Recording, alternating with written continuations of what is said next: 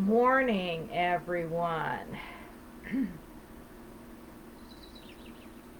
My question for you today is, are your passions riding roughshod over you? Our verses are 1 Peter chapter 1, 14 through 16.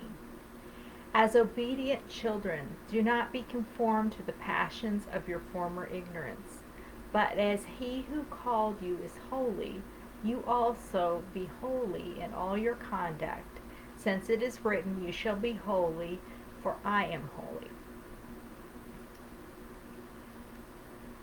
Which is out of Leviticus, that quote basically.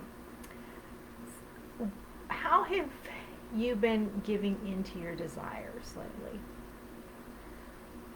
I know when I get stressed, it's easy for me to want to eat. And I try to at least stick with, better things to eat. But at the same time, most of the time that's not what you're desiring in those moments. And there are other desires, of course. There are many different kinds of desires, though mostly we talk here about food-related ones. And what does Peter say in our passage here? He's saying these were in your former ignorance. Translation, you know better. You know that these things don't serve you. You know that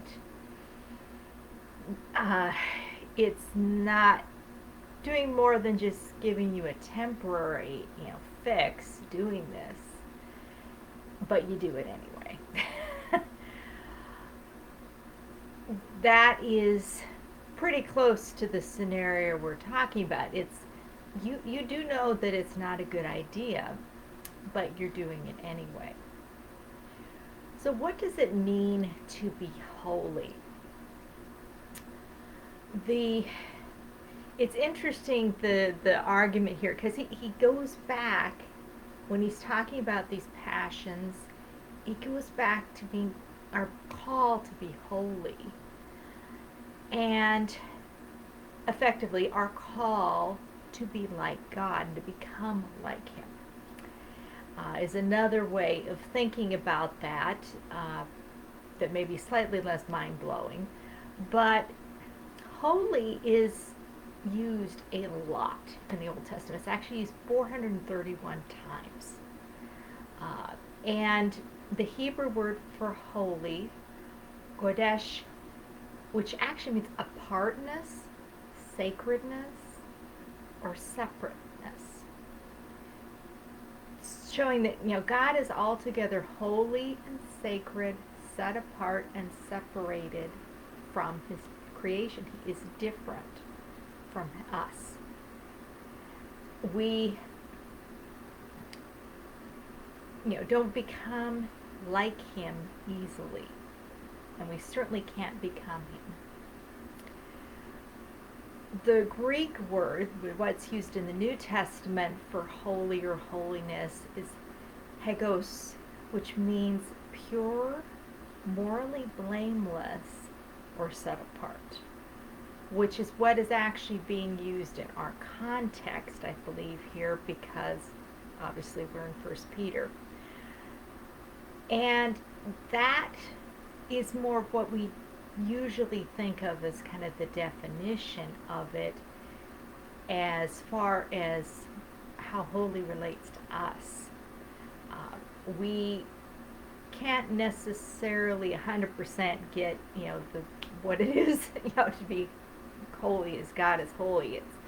It's not something we fully can comprehend, but how can we become more holy? One example of this is, Romans 12, 1 and 2, not being conformed to this world.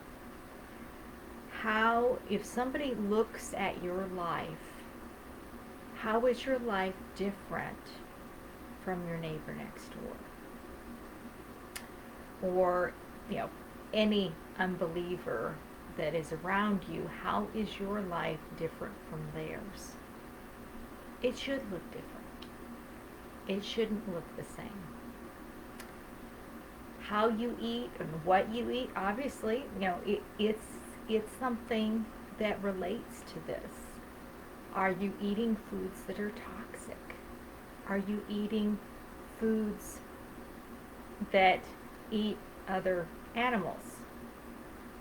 That is also not the best idea. It's more likely to get disease and spread disease to you, which is why God said, not really a good idea to do that.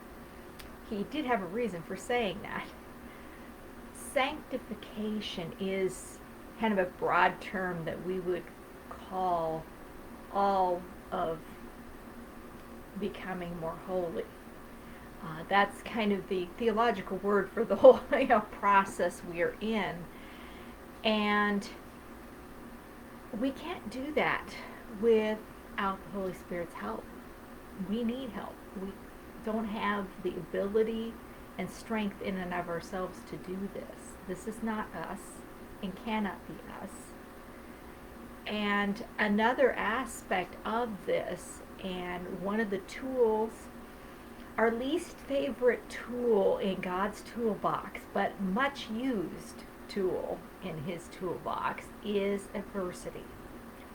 And he frequently uses adversity to purify us. Just like if you have gold and it has a bunch of impurities in it, you have to heat it up, melt it down, strain off all the impurities on the top of it so that you have something that is pure. And that obviously has some correlation. We don't like to think of adversity that way, but it has that effect. It has the effect of burning away every part of us that is not serving God and is not holy. It's God's way of weaning us away from those things and drawing us closer to Him. Now, my call to action for you today is I want to encourage you to pray and ask God to show you where you can be more like Him. What things might need to change in your life. Ask God to show you. He is usually more than happy to do that. There is, as much as we grow and mature, there's always something. Because we are sinners and we easily let things in that can corrupt us. So ask God to show you some things that you might need to, remove. And in the case of adversity, you might need to accept what He's doing in your life and know that His purpose of making you more like Him is being served in you being in this situation. So if you have any comments, feel free to post it in the feed below. And if God shows you something you want to share, feel free to share that with us. We'd love to hear it. So I will see you again next week with another verse, and I will see you then. Bye-bye.